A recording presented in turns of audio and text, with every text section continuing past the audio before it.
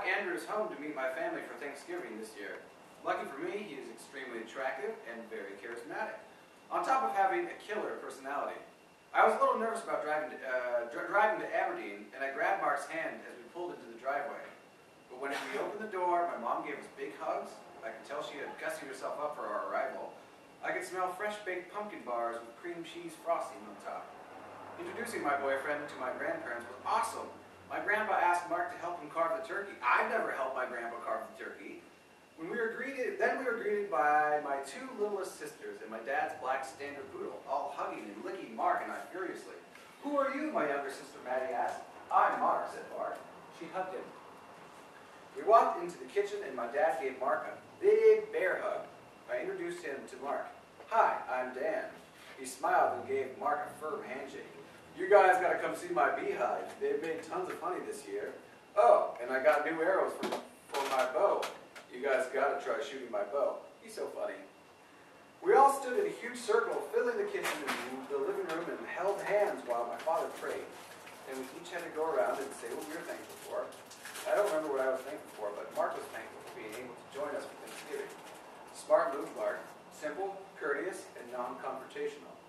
We all sat down around the kitchen table and enjoyed our meal using my grandma's nice china. Since going to college, I had finally graduated from the kids' table. After we finished eating, we played board games until late in the evening. We had a blast, and we all made jokes about each other, Mark included. A little family hazing builds character. Then Mark and I retired for the evening. Sleeping in my childhood bed was a weird experience. It almost felt sacrilegious in a way. But then we saw my mom had left us his and his towels. My first boyfriend was Anthony Visconti. In preschool, we played dress-up together. My first kiss was Scott Teeman. He tasted like Skittles. I liked Nick Quinn. He had loads of freckles and told me I was weird. My first crush was Brian Barth. He had very blonde hair and ripped up my Valentine's Day card. The first girl who had a crush on me was Michelle O'Connor. She was a hemophiliac and had to wear knee pads everywhere she went.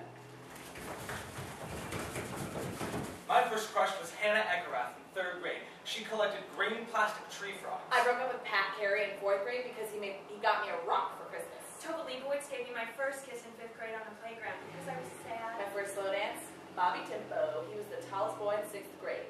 In 7th grade, I French kissed Pat Alvarez and spin the bottle. The next day, all of our parents found out.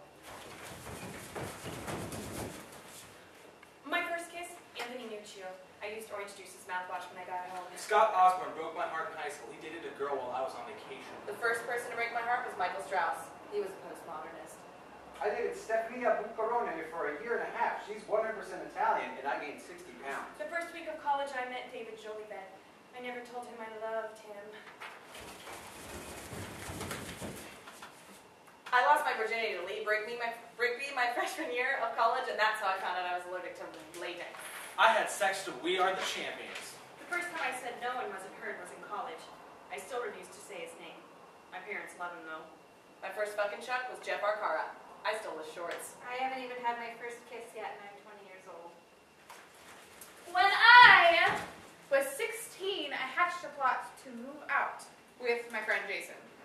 I had just been promoted and given a raise at Cold Stone Ice Creamery, and I was making $240 a week, $960 a month. Rent was only $650 a month. Guess. $40. Pots and pans, $50. Microwave, $70. car insurance, $150. food, $300. A couch. A toaster. Plates. cups, Trash can, trash can liners, Soap. Shower curtains. Sponges. silverware, dish soap, Dish detergent. Dish drainer. Napkins. Chairs. shampoo. Conditioner. Stop! We can't move out. It's too crazy. yeah. Watch me play guitar? Sure. And Emily, my mom says you can come over and spend the night at our house whenever you want. You know, like when your parents get drunk or throw parties or whatever. Thanks.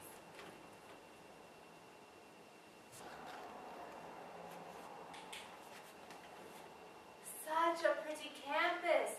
So pretty and green. But Kyung-sun, you don't fit in with the rest of the girls on campus. Ah, Katarina, you don't need stuff to fit in. I'm a mini shirt and a mini skirt. You are not American, Data.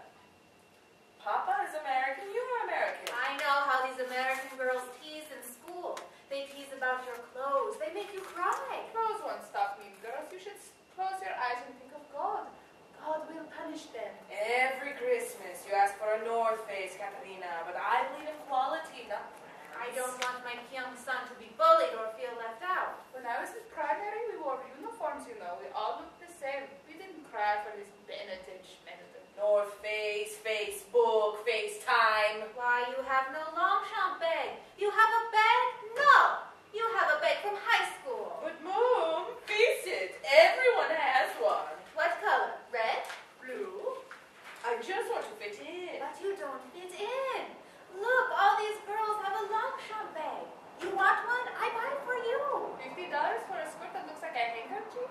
What will people think when they see you in a skirt like that? They will think you are wanting sex. What else? High school friendship, it's not cultural. It is so important that you fit in. I am not trying to say that you need to be copycat. You are special, my young son. I want to provide a life for you that I never experienced. You need to focus on your studies. You need to talk to the person. You need a Longchamp bag. Last year, my mom and dad separated. My mom wants to get back together, but dad doesn't want to get hurt again. My dad is tragically sad about it and is slowly killing himself with alcohol and food. I essentially sent my mother to alcohol treatment 2 years ago. She has been a different person ever since. However, my dad has remained stagnant. The first thing my dad did when my parents separated was buy a bigger TV. Sometimes divorce is a gift, though I'm sure it must feel like a curse when all you long for is a normal family with a mom and a dad together. I was 22. I was 9. Sometimes divorce is a gift when your dad tells you about the only time he felt genuine romantic love. And don't tell your mother, it was before I knew her. Sometimes divorce is a gift when your mom watches 8 hours of TV a day and says, "I thought he'd spend more time with me now that he's retired.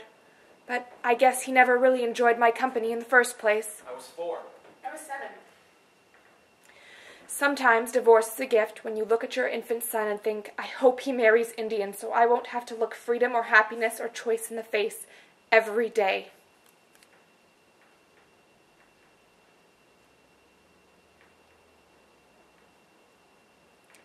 Sometimes divorce is a gift when you decide to burn down the whole house in order to save the baby inside.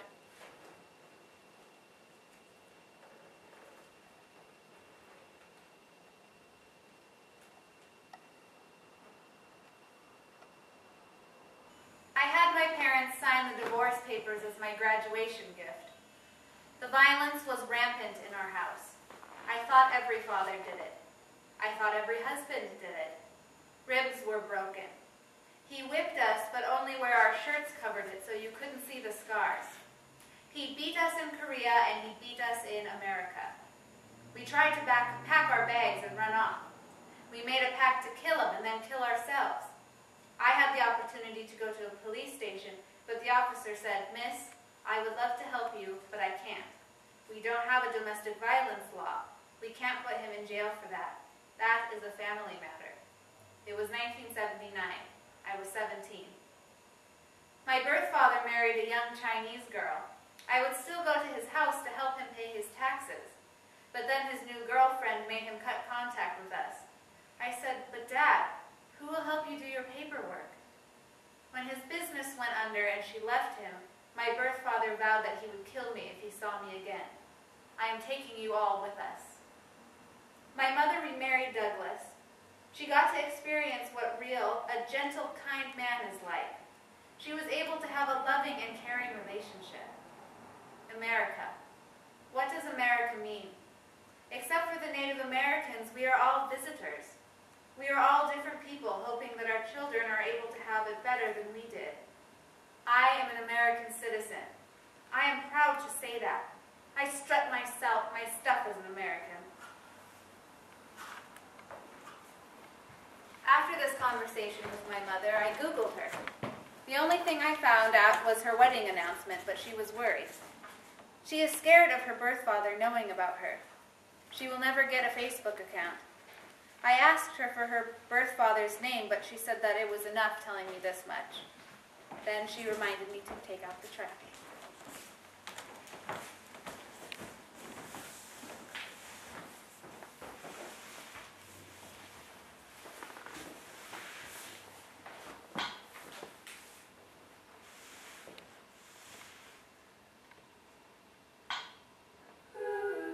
My mom is at the golf course with her boyfriend because her boyfriend likes to golf, and sometimes you have to do things that your significant other likes to do, like golfing.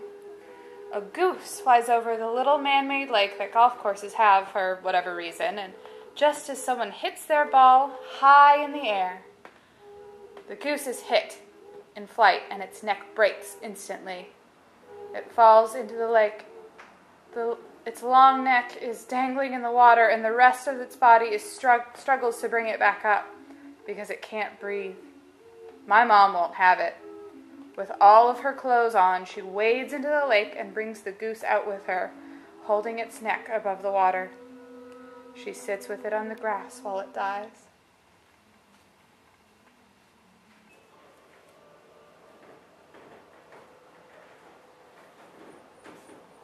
I just want to start by saying I don't remember much about that night, Adam. I prefer not to. I really don't like thinking about this, Adam. When I was 4, my dad was driving me and my sister Chelsea home. She was only 2. I believe your mom was working and you guys were at Grandma's. Second shift at Boeing. Chelsea's in the car seat in the back, and I'm sitting next to my dad, and the car behind us is getting really close. The car was flying up on my ass. The person driving the car is flashing their lights and yelling out the window. The driver decided that he wanted to pass me in the turn lane, honking and flipping me off. The smart ass that I am, I flipped him off back. My dad pulled over into an apartment complex. I noticed 2 of the guys were walking towards us. I remember Dad looked at me before he got out of the car. He looked scared. I asked them what their problem was.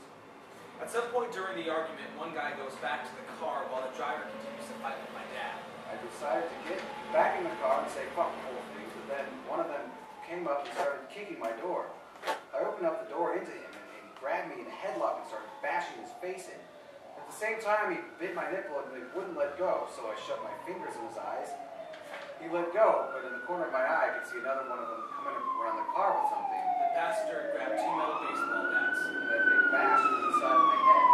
I sat in the car watching my father get beaten near death in front of my eyes. I wasn't sure how long he was lying there or how long my sister and me were in the car, but the sun was out when this had happened, and it was night before the cops had found us. My supervisor and a Boeing security officer came and got me and told me that the Everett police had my kids. The next thing I know, I'm awake in a hospital and asking where my children are. I get out to the Boeing security gate, and there are you and your sister in a cop car. I remember going home. I prefer not to remember this event. I found out later that these 2 guys were drug dealers that my dad owed money to. No, they weren't. Grandma said they were. Yes, they were drug dealers. No, I didn't know the money. Mom said one of the reasons you guys got a divorce was because you were addicted to cocaine. It was. So? I'm very sorry for doing such a stupid thing with you guys with me. I know. I love you, Evan. I love you too. That's about all I remember. That was a long time ago. That's perfect. I'm not sure what you or your sister remember, but I think you remember more than any of us really know. Really? Anyways, love and miss you, kiddo. Love you too.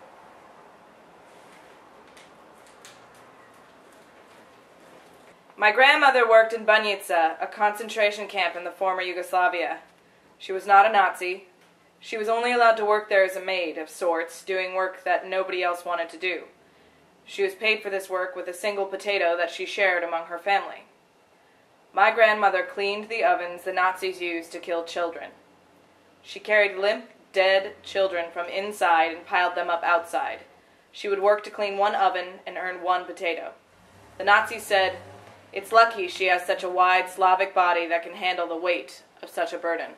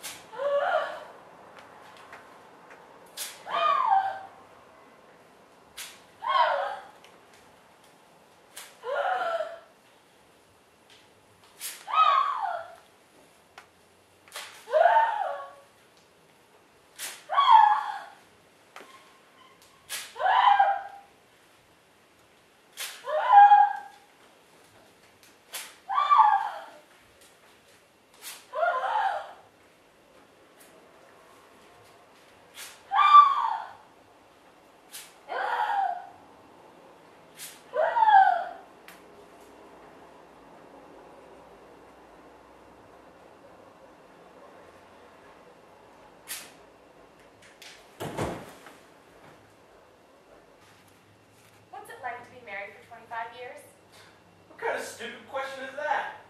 Doesn't feel like 25 years. It feels like we've been married for 2, quite honestly. I still love her, and I assume she still loves me. We're a partnership and a team. We fight, but not really. You grow together. You have your ups and your downs, but you commit to the relationship and to being married. You may not always like each other, but you do always love each other. Or in your mom's case, stop liking me after 6 months. That's not true. She calls me a jackass, but it's with love. It's no different. She still doesn't like to cook. One thing I have learned, never overanalyze anything or you will get a divorce. You want to be like the stock market, ups and downs, but the overall trend is up, and we never crash. Not yet. The next 25 will be an adventure. I'm sure I will be doing more of the cooking. I already see our relationship maturing in other ways. Hey Donna, you want to run to the store with me? No, thank you. That is what it's like to be married for 25 years.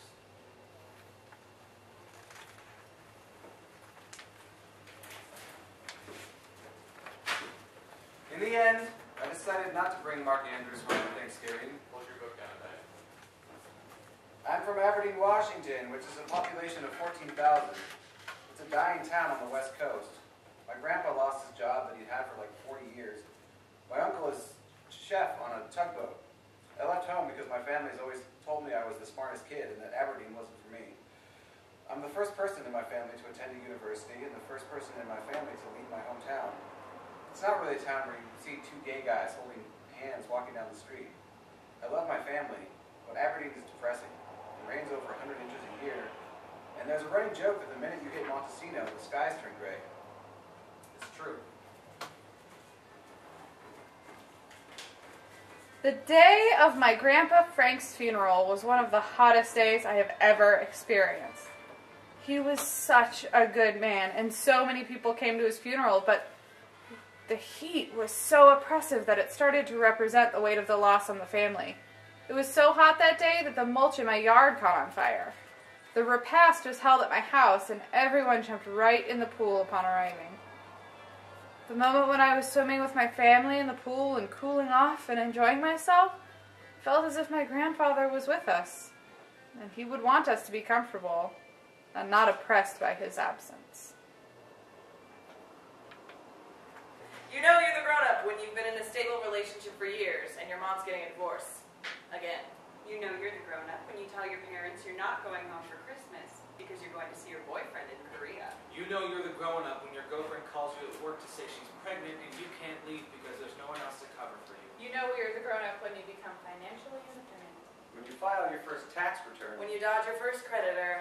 You know you're the grown-up when you make your own doctor's appointments. When you get excited about kitchen appliances. When you have to take public transportation. You know you're the grown-up when you have to organize a financial plan for your parents. When you leave school to take a full-time job to help your mom pay her rent.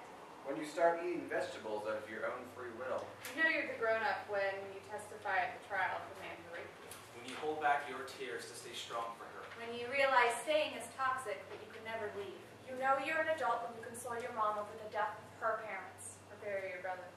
You know you're an adult when you tell your parents you're not a Christian. When you call your best friend's mom to tell her that you just put her child into a psych ward. When you cry over a movie about middle age because the possibility of getting older is actually real. You know you're an adult when your imagination begins to fail you. You know you're an adult when you do all the mind-numbing tasks it takes to simply maintain one's life in civilization. You know you're an adult when you realize how completely full of shit you really are.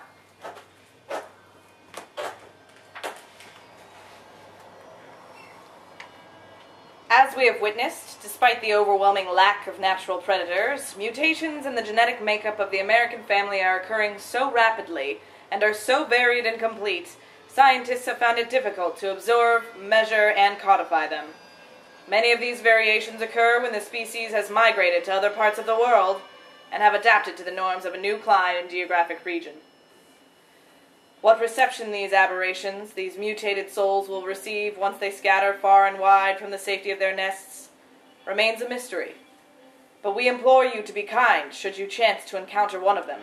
Maybe later, at the pub, say. They are brave, sure, but they are human.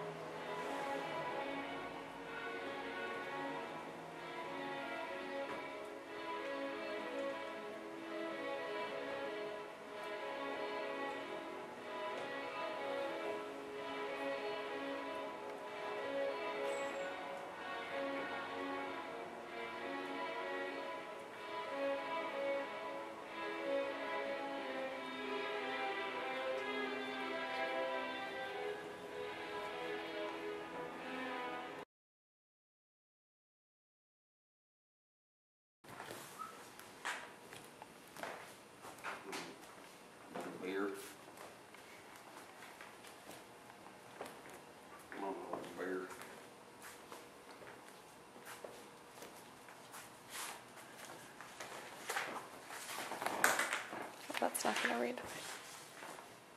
Okay. This is the best angle right here. So you can see that these two are laying down and she's standing. Okay. Good.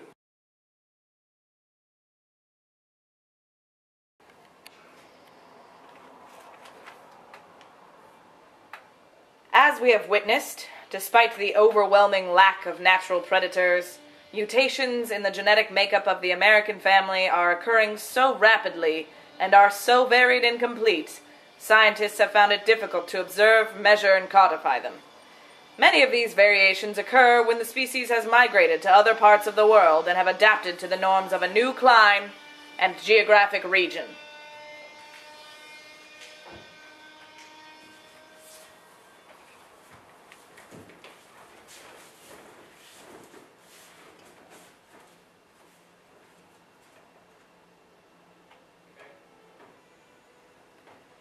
What reception these aberrations, these mutated souls will receive once they scatter far and wide from the safety of their nests remains a mystery. But we implore you to be kind should you chance to encounter one of them, maybe later, at the pub, say. They are brave, sure, but they are human.